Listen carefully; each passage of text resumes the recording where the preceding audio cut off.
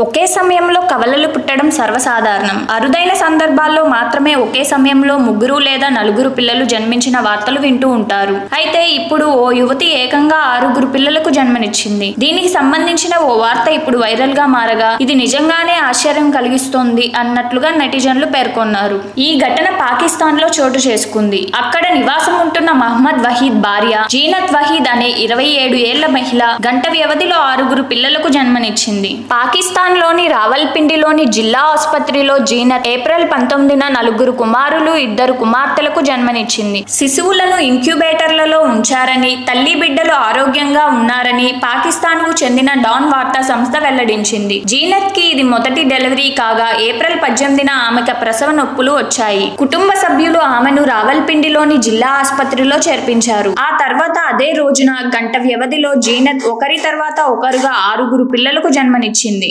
6 శిశువులు 2 పౌండ్ల కంటే తక్కువ బరువుతో ఉన్నారని, పిల్లలందరూ ఆరోగ్యంగా ఉన్నారని వైద్యులు తెలిపారు. ఇటువంటి కేసులు చాలా అరుదుగా జరుగుతాయి. వైద్యుల ప్రకారం ప్రతి 4.5 బిలియన్ల మహిళల్లో ఒకరు ఏకకాలంలో 6 పిల్లలకు జన్మనిస్తున్నారు. ఇటువంటి గర్భాలు సమస్యలను, అధిక ప్రమాదాలను కలిగి ఉంటాయి. 1974లో దక్షిణాఫ్రికాలో మొదటిసారిగా 6 పిల్లలు పుట్టారు. మరలా ఇప్పుడు ఇది పాకిస్తాన్ లో చోటు చేసుకుంది.